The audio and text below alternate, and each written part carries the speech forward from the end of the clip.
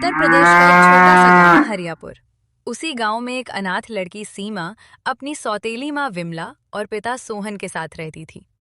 उसकी सौतेली माँ बिमला सीमा को प्यार नहीं करती थी। सीमा के पिता बहुत गरीब थे, वो खेतों में काम करते थे।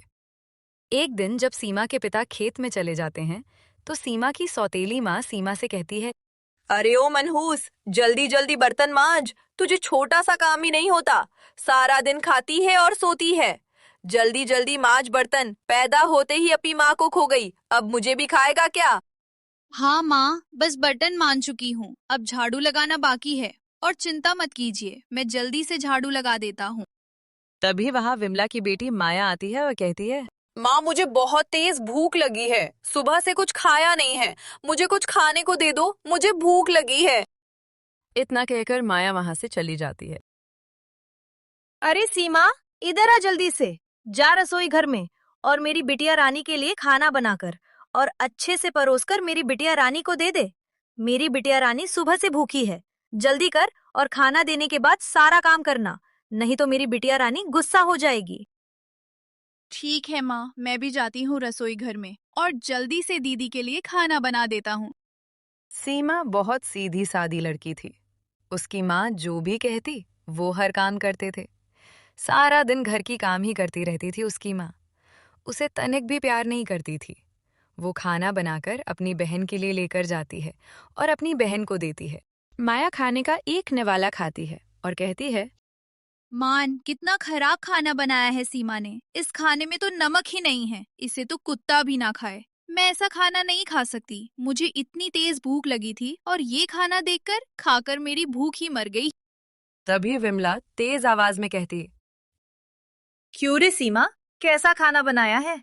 मेरी बच्ची का पेट ही नहीं भरा, अभी ये खाना तू ही खाएगा।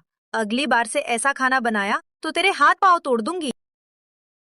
नहीं माँ, मैंने तो खाने में नमक डाला था, पता नहीं कैसे काम हो गया, मुझे माफ कर दो, अगली बार से ऐसी गलती नहीं करूंगी।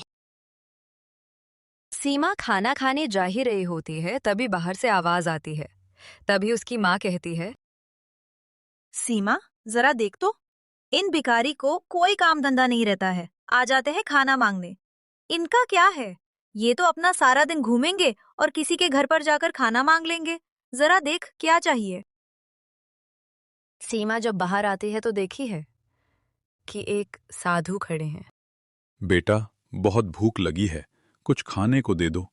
मैंने 2 दिन से कुछ नहीं खाया है। क्या तुम्हारे घर में कुछ खाने को है? मुझे बहुत तेज भूख लगी है। कुछ भी हो, मुझे दे दो, बहुत तेज भूख लगी है। हाँ बाबा, आप रुकिए, मैं आपके लिए खाना लेकर आती हूँ। इतना कहकर सीमा अपना खाना लेकर बाबा को दे देती है। तभी उसकी माँ उसके पीछे पीछे बाहर आ जाती है। तभी सीमा की माँ सीमा से कहती है, देख सीमा, अगर तू अपना खाना इस बाबा को दे देगी तो तू क्या खाएगी? और मैं तुम्हें रात में भी खाना नहीं दूंगी, तुम्हें भूख ही रहना पड़ेगा। सीमा बिना सोचे समझे बाबा से कहती है, बाबा, आप खाना शुरू करिए। बुरे बाबा खाना शुरू कर देते हैं और खाने के बाद सीमा से कहते हैं, बेटा, तूने एक भूखे का पेट भरा है। मैं तुझे आशीर्वाद देता हूं कि तेरा विवाह इस शहर के राजा से होगा। तुमने एक भूखे का पेट भरा है। बहुत बहुत शुक्रिया बेटी। तभी ये सारी बात विमला सुन लेती है और खुद से कहती है, सीमा कैसे इस गांव के राजा से शादी कर सकती है? ऐसा नहीं हो सकता। मैं सीमा की शादी एक गरीब मजदूर से कर दूंगी और अपनी बेटी का शादी एक अमीर लड़के से कर दूंगी। सीमा अमीर नहीं बन सकती, वो गरीब ही रहेगी। ऐसा नहीं हो सकता। मैं कल ही शादी की बात करूंगी और इसका शादी बहुत गरीब घर में कर दूंगी। अगले दिन बिमला और मोहन सीमा की शादी की बात करते हैं। अजी सुनते हो सीमा, आप बड़ी हो गई है, उसकी शादी हमें कर देनी चाहिए। और कितने दिन घर पर रहेगी, सर पर बोझ की नहीं। हमने एक लड़का देखा है, गरीब है लेकिन सीमा के लायक सही है। वो एक मजदूर है। ये तुम कैसी बात कर रही हो? हम इसकी शादी गरीब लड़के से कैसे कर सकते हैं? ये हमारी बेटी है, चाहे जितने पैसे लग जाए, चाहे मुझे अपना खेत ही बेचना पड़ जाए, लेकिन मैं सीमा की शादी एक अच्छे परिवार में करूंगा। अजी, आप शायद भूल रहे हैं कि हमारी एक और बेटी है माया। उसकी भी तो शादी करनी है। पहले इसकी कर दे तो उसकी। अच्छे परिवार में करेंगे आप। बोलिए मत कि माया भी हमारी बेटी है। तो हम इसकी शादी जल्दी से कर देते हैं। मैंने एक लड़का देख रखा है। वो सीमा के लिए सही है। उस लड़के का नाम गौतम है। वो एक मजदूर है। वो पास की दूसरी गांव में रहता है। उसे गांव का नाम महमूद नगर है। हमारे बगल वाले गांव में ही रहता है। कुछ दिनों बाद सीमा की शादी एक गरीब किसान गौतम के साथ हो जाती है। तभी गौतम कहता है, अरे सीमा, तुम किसी दूसरे के साथ शादी कर लो। मेरे पास तुम्हें देने के लिए कुछ नहीं है। मैं इतना गरीब हूं, दूसरों के खेतों में काम करता हूं और मेरे पास तुम्हें देने के लिए कुछ नहीं है। तुम देखते हो ना, किसी किसी दिन तो हमने भूखा ही रहना पड़ता है। हमारे खाने के लाले पड़े हैं। इसलिए तुम किसी दूसरे के साथ शादी कर लो। अजी, आप कैसी बात कर रहे हैं? मेरा आपके साथ विवाह हुआ है। मैं आपको कैसे छोड़कर जा सकती हूँ? आप चाहे जैसे भी हो, गरीब या अमीर, आप मेरे पति हैं। मैं आपको छोड़कर किसी और के साथ कैसे शादी कर सकती हूँ? चाहे हमें भूख ही सोना पड़े, लेकिन मैं आपको छोड़कर नहीं जा सकती। अभी एक दिन जरूर आएगा। अब दोबारा से ऐसी बातें मत कीजिएगा। और इधर दूसरी ओर विमला के घर कुछ अलग ही बात चल रही होती है। विमला अपनी बेटी से कहती है, देखो बेटी माया, देखा तुमने वह साधु कैसे कह रहा था कि सीमा का विवाह इस राज्य के राजा से होगा। अगर इन साधुओं की बात सच होने लगती तो पता नहीं क्या हो जाता। तुमने देखा मैंने कैसे सीमा का विवाह एक गरीब किसान से कर दिया। अब मैं तुम्हारी शादी इस राज्य के आमिर सेठ से करूंगी। आने दो उनको आज। उनसे तुम्हारी शादी की बात कर ही लेती हूँ।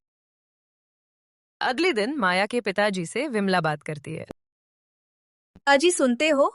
हमारी बेटी माया बड़ी हो गई है। हमें इसका विवाह कर देना चाहिए।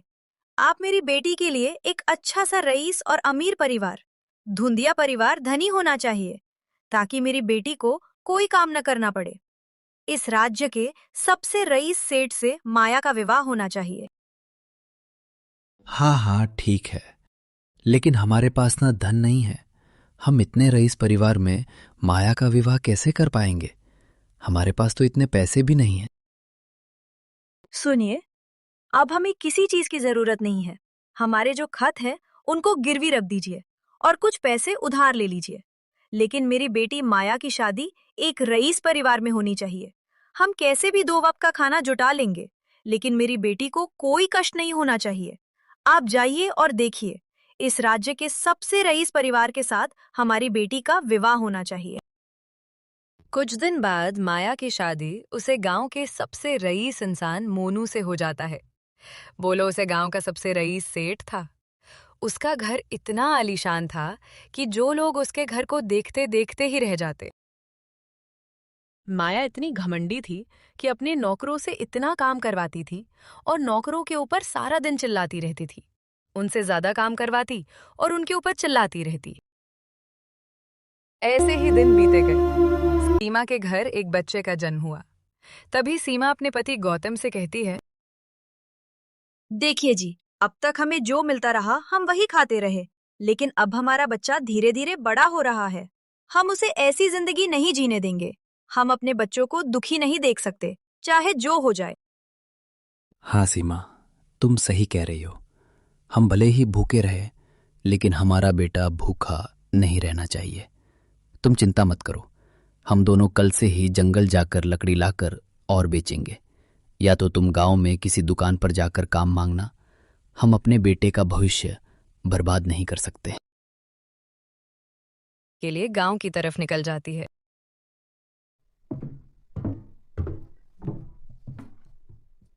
तभी माया गांव के एक दुकान पर जाती है और दुकान वाले से कहती है, भैया, आपके इस दुकान में मेरे लिए कोई काम है? आप मुझे कोई सा भी छोटा मोटा काम दे दीजिए। मैं बहुत गरीब हूँ। आप जो बोलेंगे मैं वही करूंगी। तभी दुकान वाला माया से कहता है, बहन, मुझे माफ करना, मेरे इस दुकान में तुम्हारे लायक कोई काम नहीं है। मैंने पहले से ही एक आदमी को रख लिया है। वो आता ही होगा। मैं कैसे उसे हटाकर तुम्हें रख लूं? वो भी एक गरीब मजदूर है। माया को गांव में कोई काम नहीं मिलता। वो निराश हो जाती है और निराश होकर गांव के एक कुएं के पास आकर बैठ जाती है और खुद से कहने लगती है, पी। चाहे कुछ भी हो जाए, हम अपने बेटे की जिंदगी बनकर ही रहेंगे। वो अपने आने वाले भविष्य में अपना जीवन अच्छे से व्यतीत करेगा, चाहे हमें जो कुछ भी करना पड़े। हाँ, मेरी बहन कुछ मदद कर सकती है। मैंने सुना है कि माया की शादी गांव के सबसे रईस सेठ मोनू से हुआ है। शायद उसके घर कोई काम मिल जाए। चलो चलते हैं। अगले दिन सुबह सुबह सीमा माया के घर पहुंच जाती है और माया सीमा से कहती है, सीमा, घर में साफ सफाई कर दो और मेरे लिए दाल और चावल बना दो। मुझे दाल चावल खाने की बहुत इच्छा हो रही है। जल्दी से जो रसोई में सब रखा है और बना दो मेरे लिए दाल चावल। लेकिन उससे पहले घर में झाड़ू लगा दो, अच्छे से साफ कर देना घर को। इतना कहकर माया वहां से चली जाती है और सीमा घर में झाड़ू लगने लगती है। झाड़ू लगाते लगाते सीमा अपने मन में रहती है, चलो, घर की साफ सफाई तो हो गई। अब किचन में जाकर दाल और चावल बनाते हैं। बहुत अच्छा हुआ कि मुझे काम मिल गया, नहीं तो मेरा बेटा भूखा ही रहता। इतना कहकर माया किचन की ओर चल देती है। सीमा किचन में जाती है और दाल चावल बनाने लगती है। खाना बनाते बनाते सीमा खुद से कहती है, आज तो दाल चावल बन रहा है दीदी। मुझे जरूरी दाल चावल घर ले जाने के लिए देगी। आज मेरा बेटा दाल चावल खाकर बहुत खुश हो जाएगा। कितने दिनों से मेरे बेटे ने दाल नहीं खाई थी। खाना बनाकर तैयार हो गया। सीमा ने माया को खाना खाने के लिए दिया। माया खाना खाने लगी और सीमा वही खड़ी होकर दे रही थी। तभी माया ने सीमा से कहा, सीमा, तुमने बहुत अच्छा खाना बनाया था। तुम्हारे हाथों में तो जादू है। इतना स्वादिष्ट खाना मैंने कभी नहीं खाया था। रुको, मैं तुम्हारे बच्चे के लिए कुछ लेकर आता हूँ। इतना कहकर माया वहां से चली जाती है। तभी सीमा अपने मन में सोचती है, जरूर ही दीदी मेरे लिए दाल और चावल पैक करने गई होगी। आज मेरा बेटा पेट भर कर खाना खाएगा। मेरी दीदी कितनी अच्छी है, मेरे लिए खाना लाने गई है। सीमा अपनी मन में सोच ही रही होती है। तभी वहां माया अपने हाथों में एक झोला लेकर आती है और सीमा से कहती है, ये लो सीमा, इसमें कल के बचे हुए उबले आलू रखे हैं। ले जाओ और अपने बेटे को दे देना। वो ये सुनकर सीमा का चेहरा उतर जाता है। उसने क्या सोचा था और क्या निकला। सीमा वो झोला लेकर अपने घर की ओर निकल जाती है। तभी सीमा माया के घर पहुंच जाती है और माया से कहती है, माया बहन, मुझे कुछ काम दे दीजिए। मेरे घर पर एक बच्चे का जन्म हुआ है। मैं चाहती हूँ कि मेरे बच्चे का आने वाला भविष्य अच्छा बीते, उसे गरीब ना रहना पड़े। मैं उसे पढ़ना चाहती हूँ और वो भूखा ना सोए। इसलिए मुझे आप कोई काम दे दीजिए। मैं घर के झाड़ू पोछे कर लूंगी। बस 2 वक्त का खाना और थोड़े से पैसे दे दीजिएगा। सीमा की बातें सुनकर माया सोचने लगती है। सीमा तो बहुत ठीक कह रही है। इतना सारा काम है और बस 2 वक्त का खाना और थोड़े पैसे। लेकिन मैं इस पैसे नहीं दूंगी। मैं इसे बस 2 वक्त का खाना ही दूंगी। मैं इसे कोई बहाना कर देता हूँ। देखो सीमा, मेरे घर पर वैसे भी कई सारे नौकर हैं जो झाड़ू पोछा करते हैं। लेकिन मैं तुम्हें काम दे सकती हूँ। लेकिन मैं तुम्हें बस 2 वक्त का खाना ही दूंगी, पैसे नहीं। ठीक है माया बहन, आपका बहुत बहुत शुक्रिया। बस आप मुझे 2 वक्त का खाना ही दे दीजिएगा और कुछ नहीं। बस हमें इतना ही चाहिए। तो ठीक है, कल सुबह से आना, लेकिन समय से आना और जल्दी आना। जब रात को गौतम घर आता है तो सीमा गौतम से कहती है, सुनिए जी, जो बगल के सबसे रईस सेठ मोनू है ना, उन्हीं के घर मुझे काम मिला है। मैं कल से उनके घर जाऊंगी और खाना बनाऊंगी। यही काम मुझे मिला है। ठीक है, तो मैं भी कल से जंगल से लकड़ी जल्दी लाया करूंगा। हम अपने बेटे को अच्छा जीवन जरूर जीने देंगे। हम उसे अच्छे पकवान जरूर कब खिलाएंगे। हम उसे भूख नहीं रखेंगे। झाड़ू लगाने के बाद सीमा किचन में चली जाती है और पकौड़े बनाने लगती है।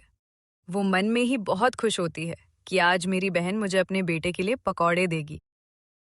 पकौड़े बनाने के बाद सीमा पकौड़ों को थाली में लगाकर अपनी बहन माया को देती है और वही खड़ी होकर देखती रहती है। माया पकौड़ों को देखकर उसके ऊपर टूट पड़ती है और खूब मजे से पकौड़े खाने लगती है। पकौड़े खाने के बाद माया सीमा से कहती है, वो माया, तुम्हारे हाथों में तो जादू है। इतने अच्छे पकौड़े कैसे तुम बना लेती हो? मैंने तो आज तक ऐसे पकौड़े कहीं ही नहीं खाए। तुमने तो मेरा दिल खुश कर दिया। रुको, मैं तुम्हारे और तुम्हारे बेटे के लिए कुछ खाने के लिए लाती हूँ। तुम यहीं पर रुको, मैं तुरंत आ रही हूँ। इतना कहकर माया वहां से चली जाती है।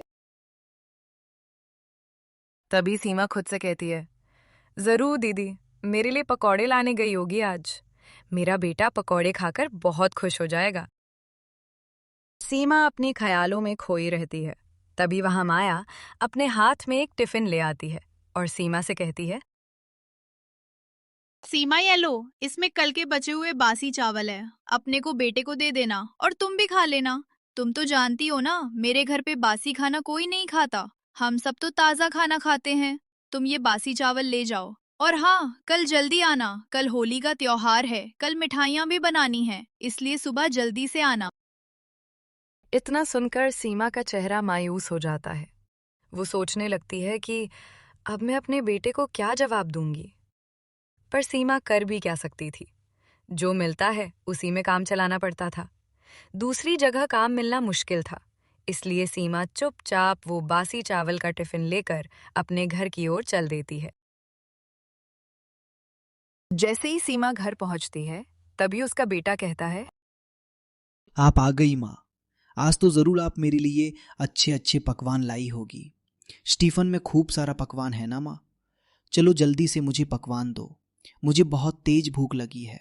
कल भी आधा पेट ही खाया था और आज सुबह से भी कुछ नहीं खाया हूँ। आपने कहा था बाहर मत जाना। मैं बाहर भी नहीं गया था माँ। इतना सुनते ही सीमा की आंखें नम हो गईं। सीमा सोचने लगी, मेरा बेटा कितना भूखा है। बेचारे को क्या पता कि इस टिफिन में सिर्फ बासी चावल ही है। अब मैं क्या करूं? बेटा, मुझे माफ करना। मालकिन ने आज खाना नहीं दिया था। उन्होंने इस टिफिन में बासी चावल दिए हैं। आज उसी से काम चलाना पड़ेगा। तुम चिंता मत करो, मैं ये चावल अभी गरम कर देता हूँ। तुम अच्छे से खा लोगे। और थोड़ी सी चटनी भी रखी है, तुम खा लेना। सीमा का बेटा बहुत समझदार था। वो भी जानता था कि घर में बहुत मजबूरी है। इसलिए उसकी माँ जो प्यार से उसे खिलाती, वो खा लेता। उसकी माँ ने वासी चल को गरम कर दिया और अपने बेटे को दे दिया खाने के लिए। सीमा मायूस होकर अपने घर आती है। तभी उसका बेटा कहता है, आप आ गई माँ। चलिए अब मुझे अच्छे अच्छे पकवान दीजिए। मुझे बहुत तेज भूख लगी है। आप मेरे लिए अच्छे पकवान लाई है ना? मैंने सुबह से कुछ नहीं खाया है। मुझे जल्दी दीजिए। अपने बेटे की बात सुनकर सीमा की आंख में आंसू आ जाते हैं। सभी वो अपने बेटे से कहती है, बेटा, मुझे माफ करना। मैं तुम्हारे लिए उबले आलू लेकर आई हूँ आज, वही खा लो। कल तुम्हारे लिए अच्छा पकवान लेकर आऊंगी। उन आलूओं को पतले पतले काटकर अपने बेटे को दे देती है और थोड़ी आंच पे गरम कर देती है। अपने बेटे को इस तरह खाता देख सीमा खुद से कहने लगती है, काश हम भी थोड़े से अमीर होते, तो आज मेरे बेटे को ये बासी उबले आलू नहीं खाने पड़ते। कितना मासूम है मेरा बेटा, जो भी दे दो खा लेता है। अगले दिन सुबह सीमा माँ, आप मेरे लिए आज अच्छे अच्छे पकवान लाना। कल मैं उबले आलू खाए थे, जिससे मेरा पेट नहीं भरा। आप लोगे ना मेरे लिए अच्छे अच्छे पकवान? हाँ बेटा, कोशिश करूंगी कि तुम्हारे लिए अच्छे पकवान ला सकूं। और एक बात का ध्यान रखना, तुम घर से बाहर मत निकलना। घर में ही रहना, ठीक है? अब मैं जा रही हूँ काम पर। तुम घर के अंदर ही रहना। इतना कहकर सीमा वहां से काम के लिए निकल जाती है माया के घर। कुछ देर बाद सीमा माया के घर पहुंच जाती है। तभी माया सीमा से कहती है, सीमा, आज मेरा पकौड़े खाने का मन कर रहा है। बहुत दिनों से घर में पकौड़े नहीं बने हैं। तुम जाकर किचन में मेरे लिए पकौड़े बना दो, लेकिन उससे पहले घर में थोड़ी सी साफ सफाई कर दो। इतना कहकर माया वहां से चली जाती है और माया घर में झाड़ू लगाने लगती है। झाड़ू लगाते लगाते माया खुद से कहती है, अरे वाह, आज तो घर में पकौड़े बनाने हैं। मुझे लगता है कि आज दीदी मुझे जरूर मेरे बेटे के लिए पकौड़े देगी। मेरा बेटा पकौड़े खाकर बहुत खुश हो जाएगा। अगले दिन सुबह सुबह माँ, आप आज इतना जल्दी क्यों जा रही है? अभी तो ठीक से सुबह भी नहीं हुई। बेटा, आज होली है ना, तो मालकिन के घर खूब सारी मिठाइयाँ बनानी है। उन्होंने कल मुझे बता दिया था कि सुबह जल्दी से आना। आज मालकिन के घर बहुत कम है, इसलिए मुझे आते आते शाम हो जाएंगे। लेकिन तुम घर से बाहर मत निकालना, ठीक है? मम्मी का बात माना जाता है बेटा, इसलिए घर से बाहर मत जाना। अरे वाह मिठाइया माँ, आप आज मेरे लिए मिठाई लाओगी ना? मुझे भी आज मिठाई खाना है, क्योंकि आज होली है। हाँ मेरे बच्चे, मैं कोशिश करूंगी कि तुम्हारे लिए मिठाई ला सकूं। इतना कहकर सीमा वहां से मालकिन के घर की ओर चल देती है। कुछ समय बाद सीमा माया के घर पहुंच जाती है। तभी माया सीमा से कहती है, आ गई सीमा। चलो अब जल्दी जल्दी घर के साफ सफाई कर दो और उसके बाद तुम्हें मिठाइयाँ भी बनानी है। आज बहुत कम है, जल्दी से किचन में जाकर मिठाइयाँ बना। आज घर पर मेहमान आएंगे। गुलाब जामुन और दूध बर्फी बनाना। किचन में सारा सामान रखा है, लेकिन उससे पहले तुम घर में झाड़ू लगा दो। इतना कहकर माया वहां से चली जाती है और सीमा घर में झाड़ू लगाने लगती है। तभी सीमा झाड़ू लगाते लगाते खुद से कहती है, आज जरूर ही दीदी मुझे मिठाइयाँ देगी, क्योंकि आज होली है। मेरे बच्चे ने भी मुझसे कहा था कि माँ, मेरे लिए मिठाइयाँ जरूर लाना। झाड़ू लगाने के बाद सीमा किचन में चली जाती है और मिठाइयाँ बनती है। मिठाइयाँ जब बन जाती है तभी मिठाइयों को सीमा माया के पास ले जाने लगती है। कुछ देर बाद मिठाइयाँ बन गई। सीमा ने मिठाइयाँ लाकर माया को दिया। माया ने मिठाइयों को देखकर सीमा से कहा, अरे वाह सीमा, मिठाइयाँ देखने में कितनी अच्छी लग रही हैं तुम। बहुत जल्दी काम करती हो सच में। रुको, मैं इन मिठाइयों को खाकर देखती हूँ कैसी बनी है। लग तो अच्छी रही है, खाकर ही पता चलेगा। फिर माया बैठ के मिठाइयाँ खाने लगती है और वही सीमा देख रही होती है।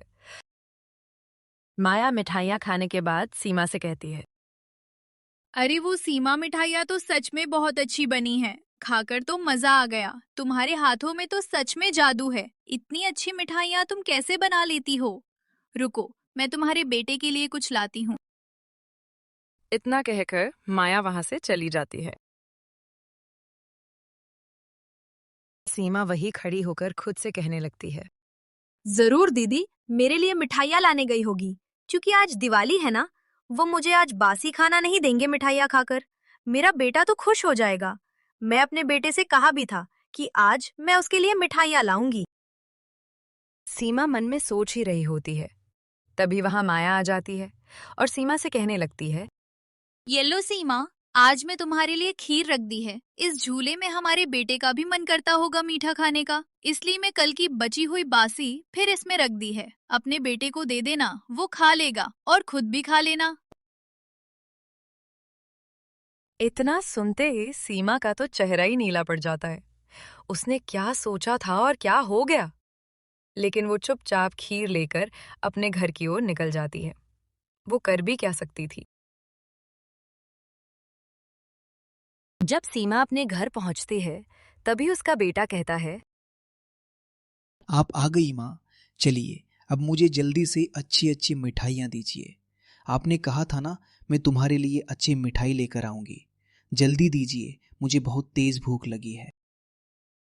अपने बेटे की ऐसी बातें सुनकर सीमा की आंखों में आंसू आ जाते हैं।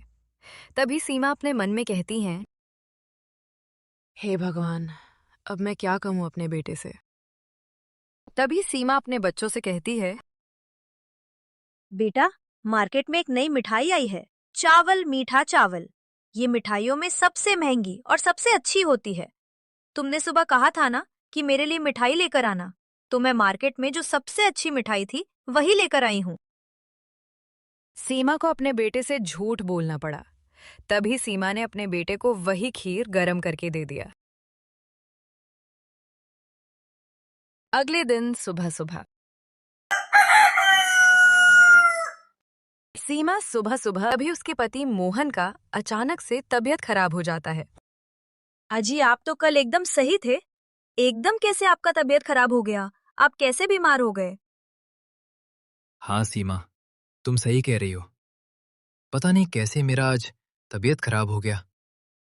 तुम मेरे बारे में ज्यादा मत सोचो, अपने बच्चों के बारे में सोचो। यही आगे चलकर तुम्हें इस देश की रानी बनाएगा। मैं भी अब कुछ दिन का मेहमान हूँ। अजी आप कैसी बात कर रहे हैं? अगर आप ही नहीं होंगे तो मेरा इस दुनिया में क्या काम? आप ऐसी बातें मत कीजिए। मैं अभी जाती हूँ और अपने बहन से कुछ पैसे उधार लेकर आता हूँ। शायद वो मेरी मदद कर रहे हैं। इतना कहकर सीमा अपनी बहन माया के घर की ओर निकल पड़ती है।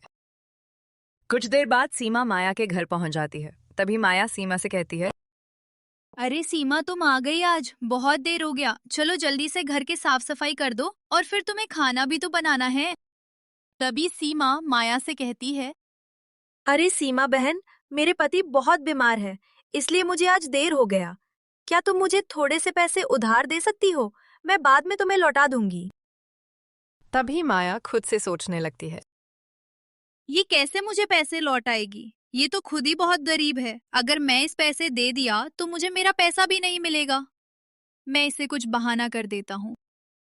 बहन सीमा, तुम तो जानते ही हो ना कि हम कितने रायसन हैं। मेरे पति ने आज ही बगल के गांव से जमीन खरीदी है। उसी में सारे पैसे लग गए। तुम बताओ, मैं तुम्हें कैसे पैसे दे सकती हूँ? मेरे पास पैसे नहीं है, घर में भी पैसे नहीं है। पति ने सारे पैसे का जमीन खरीद लिया। अगले दिन सुबह सुबह पति मोहन का अचानक से तबीयत खराब हो जाता है। अजी आप तो कल एकदम सही थे।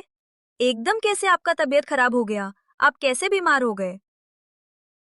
हाँ सीमा, तुम सही कह रही हो। पता नहीं कैसे मेरा आज तबीयत खराब हो गया। तुम मेरे बारे में ज्यादा मत सोचो, अपने बच्चों के बारे में सोचो। यही आगे चलकर तुम्हें इस देश की रानी बनाएगा। मैं भी अब कुछ दिन का मेहमान हूँ। अजी आप कैसी बात कर रहे हैं? अगर आप ही नहीं होंगे तो मेरा इस दुनिया में क्या काम? आप ऐसी बातें मत कीजिए। मैं अभी जाती हूँ और अपने बहन से कुछ पैसे उधार लेकर आता हूँ। शायद वो मेरी मदद कर रहे हैं। इतना कहकर सीमा अपनी बहन माया के घर की ओर निकल पड़ती है। कुछ देर बाद सीमा माया के घर पहुंच जाती है। तभी माया सीमा से कहती है, अरे सीमा, तुम आ गई आज। बहुत देर हो गया। चलो जल्दी से घर के साफ सफाई कर दो और फिर तुम्हें खाना भी तो बनाना है। तभी सीमा माया से कहती है, अरे सीमा बहन, मेरे पति बहुत बीमार है, इसलिए मुझे आज देर हो गया। क्या तुम मुझे थोड़े से पैसे उधार दे सकती हो? मैं बाद में तुम्हें लौटा दूंगी। तभी माया खुद से सोचने लगती है, ये कैसे मुझे पैसे लौट आएगी? ये तो खुद ही बहुत गरीब है। अगर मैं इस पैसे दे दिया तो मुझे मेरा पैसा भी नहीं मिलेगा। मैं इसे कुछ बहाना कर देता हूँ। बहन सीमा, तुम तो जानते ही हो ना कि हम कितने रायसन हैं। मेरे पति ने आज ही बगल के गांव से जमीन खरीदी है। उसी में सारे पैसे लग गए। तुम बताओ, मैं तुम्हें कैसे पैसे दे सकती हूँ? मेरे पास पैसे नहीं है, घर में भी पैसे नहीं है। पति ने सारे पैसे का जमीन खरीद लिया। ये मेरी बहन है, जो मेरे ऊपर इतनी बड़ी मुसीबत है, उसमें भी मेरी मदद नहीं कर सकती है। मैं इसे और क्या उम्मीद कर सकती हूँ? ऐसी बहन भगवान किसी को ना दे। ये मेरी मदद भी नहीं कर रही है, जबकि मैंने इसका घर के सारे काम किया और इसे एक भी रुपए नहीं लिया, और ये मुझे बासी खाना देती रही।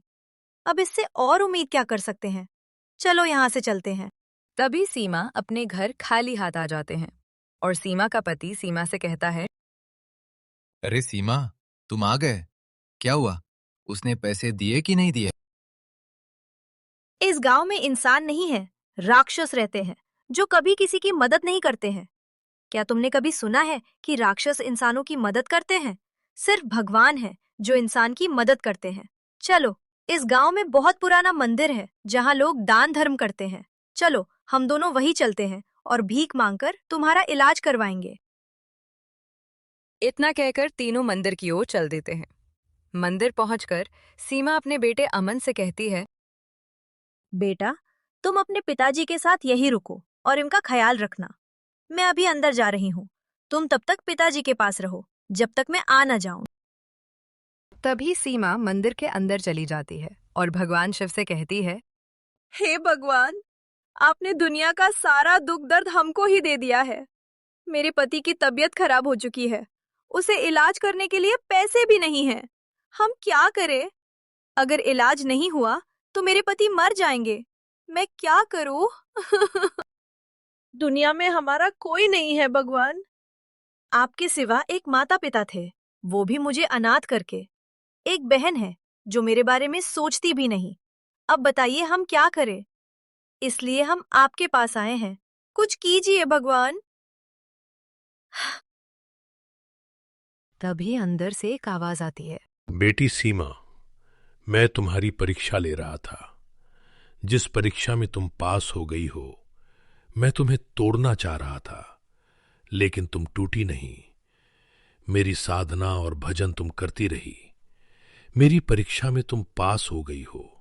जाओ, मैं तुम्हें वरदान देता हूं। तुम्हारा पति अब ठीक हो जाएगा और तुम्हारा दिन भी आएगा। तुम एक बड़े महल में राज करोगी। सीमा को एक सोने का घड़ा मिला, जिसको बेचकर उसने एक दुकान और एक बड़ा घर खरीद लिया। जैसे कि भगवान शिव ने कहा था कि तुम्हारा दिन भी जरूर आएगा। आप सीमा खुशी खुशी अपने घर में रहने लगी। उसे न किसी के घर में काम करने जाना था, न किसी का बोली ताना सुनने, न कहीं खाना मांगने। सब कुछ भगवान ने उसे दे दिया था। तो देखा बच्चों, आप लोगों ने कैसे सीमा की किस्मत बदली। हमें कभी हार नहीं मानना चाहिए। भगवान हमें कितने भी कष्ट दे, लेकिन हमें भगवान को कभी नहीं छोड़ना चाहिए। यही जीवन की असली सच्चाई है। अगर आपको यह कहानी पसंद आई हो तो इसे लाइक करें और चैनल पर नए हैं तो सब्सक्राइब करें और इसे शेयर जरूर करें। आपने हमारी पूरी वीडियो देखी, इसके लिए बहुत बहुत धन्यवाद।